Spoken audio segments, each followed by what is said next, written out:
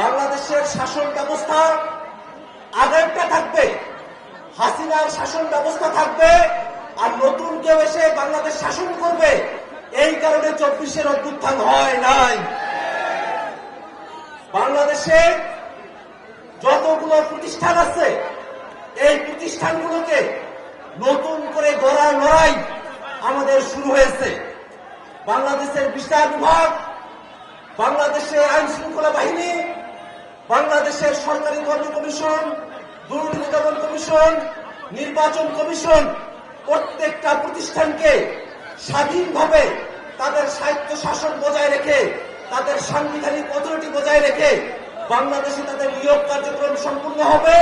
বাংলাদেশের সেই প্রতিষ্ঠানগুলো স্বাধীনভাবে জনস্বার্থের পক্ষে তাদের কার্যক্রম পরিচালনা করবে, এমন সংস্কারই বাংলাদেশের মানুষ প্রত্যাশা করে। ঐক্যমত্য কমিশন সাংবিধানিক কাউন্সিলের পরামর্শ দিয়েছে।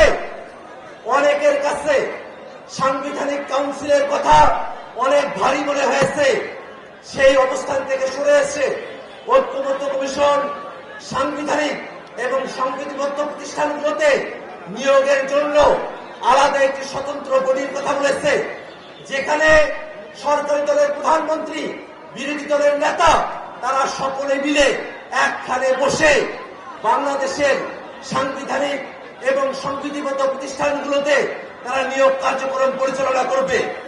যদি বাংলাদেশের বিরোধী দল, বাংলাদেশের সরকারি দল, বাংলাদেশের বিচার বিভাগ, বাংলাদেশের রাষ্ট্রপতির প্রতিনিধি সকলে মিলে সাংবিধানিক প্রতিষ্ঠানগুলোতে নিয়োগ হয়, নির্বাচন কমিশনে নিয়োগ হয়, দুর্নীতি দমন কমিশনে নিয়োগ হয়, পিএসসিতে নিয়োগ হয়, তাহলে বাংলাদেশের মানুষের আর একরকম কোনো প্রশাসন দেখতে হবে না, আর দলীয় কোনো প্রশাসন দেখতে হবে না।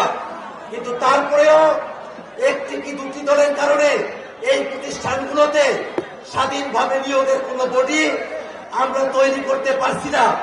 আমরা স্পষ্ট করে বলতে চাই, বাংলাদেশে স্বাধীনভাবে নিয়োগ কার্যক্রম পরিচালিত হবে, এটাই ছিল 24-এর অভ্যুত্থানের আকাঙ্ক্ষা। এবং 24-এর অভ্যুত্থানের আকাঙ্ক্ষাকে বাস্তবায়ন করতে বাংলাদেশের মানুষেরা, ঝিনাইদহের মানুষেরা, তারা তাদের সর্বোচ্চ শ্রম ব্যয় করবে ইনশাআল্লাহ। আর একটা কথা বলবো, বাংলাদেশের রাজনীতিকে ধর্মের প্রশ্নকে সমাধা হতে দেওয়া হয় নাই। বাংলাদেশের মানুষেরা ধার্মিক মানুষ, ধর্মের অনুভূতি তাদের প্রকার, কিন্তু বাংলাদেশে দীর্ঘ সময় ধরে যারা ধর্মের কথা বলেছে তাদের উপরে নিপীড়ন করা হয়েছে। আবার একই সাথে ধর্মের নাম করে অনেকে ধ্বংসাত্মক কার্যক্রম পরিচালনা করেছে। আমরা জাতীয় নাগরিক পার্টি এনসিপি বাংলাদেশে একটি মধ্যপন্থী রাজনীতি আমরা প্রতিষ্ঠা করতে চাই।